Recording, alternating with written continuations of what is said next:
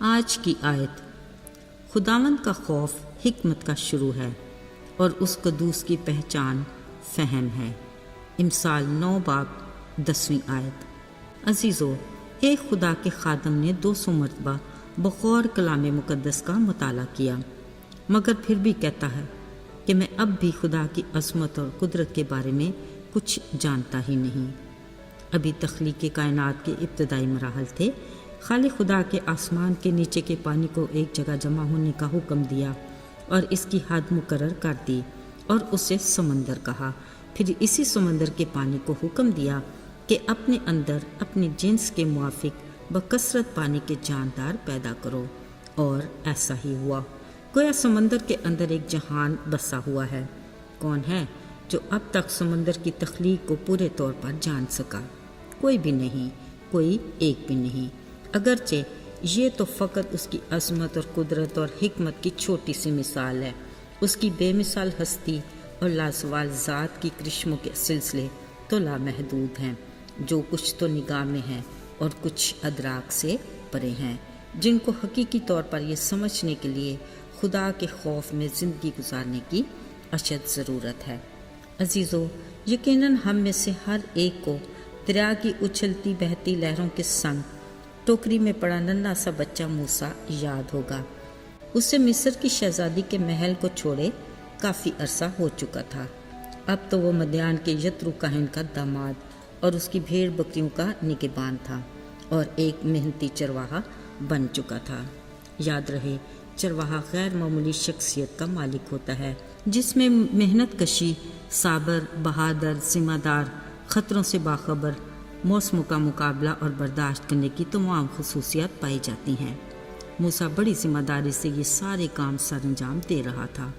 آج بھی حسب معمول اپنی بھیڑوں کو چراتا بیابان کی پرلی طرف خدا کے پہاڑ حورب کی طرف لے گیا۔ وہاں اچانک ہی اس نے ایک عجیب منظر دیکھا کہ ایک جھاڑی میں آگ لگی ہے، پر وہ بھسم نہیں ہو رہی۔ اصل میں یہ خدا کا فرشتہ تھا جو جھاڑی میں سے اس پر ظاہر ہو رہا تھا۔ حیران، پریشان، خوفزدہ موسیٰ نے سوچا، میں ذرا کترا کر اس عجیب منظر کو دیکھوں تو صحیح کہ یہ جھاڑی جل کیوں نہیں رہی۔ جب وہ اس کے قریب گیا تو خدا نے جھاڑی میں سے اسے پکارا، اے موسیٰ، اے موسیٰ۔ اس نے کہا، میں حاضر ہوں۔ تب خدا نے کہا، ادھر پاس مت آ، کیونکہ جس جگہ تو کھڑا ہے وہ مقدس زمین ہے، تو پاؤں سے جوتا اتار دے۔ پھر خدا نے اسے بتایا کہ میں تیرے باپ دادا ابراہیم، اسحاق اور یعقوب کا خدا ہوں۔ سو یہ سنتے ہی موسیٰ نے اپنا منہ چھپایا، کیونکہ وہ خدا پر نظر کرنے سے ڈرتا تھا۔ عزیزو، یہاں سے ہی موسیٰ کے دل میں خدا کے ڈر خوف کی ابتدا ہوئی، کیونکہ خدا اسے اپنے پلان کے مطابق بڑا کام لینا چاہتا تھا۔ خدا نے اسے اپنی حکمت عطا کی اور کہا، جرأت اور دلیری کے ساتھ فرعون کے پاس جا اور میری قوم کو مصر کی غلامی سے نکال لا۔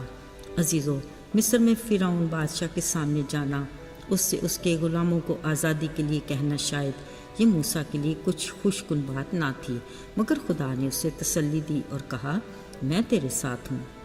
عزیزو، کلام مقدس کے مطابق آخرکار ایک طویل جدوجہد اور خدا کے عجیب قدرت کے کرشموں اور قوی بازو کی بدولت بنی اسرائیل مصر کی غلامی سے آزاد ہوئے۔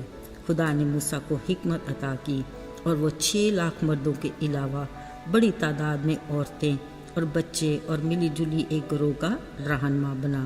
خدا نے اسے اس کے دشمنوں کے سامنے سرفرازی عطا کی اور خدا نے اپنے وعدے کے مطابق اسے ہر قدم پر کامیابی سے نوازا۔ خدا نے اسے 120 سال کی عمر عطا کی۔ کلام مقدس میں لکھا ہے کہ نہ تو اس کی آنکھیں چندلائیں اور نہ ہی اس کی طبعی قوت کم ہوئی۔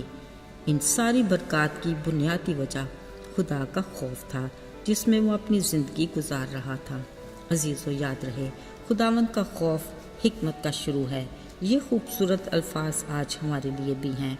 خداوند کے ڈر خوف میں زندگی گزارنے میں ہماری دیگر برکات میں خدا کی حکمت کی برکات کا اضافہ بھی ہو جاتا ہے، جو ہماری روحانی زندگی میں تازگی کا باعث ہے۔ آئیے دعا کریں۔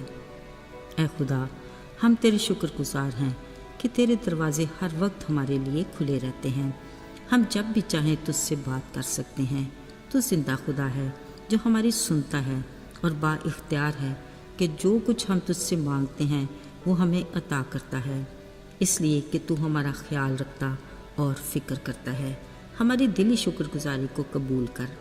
یسوع کے نام میں مانگتے ہیں، آمین۔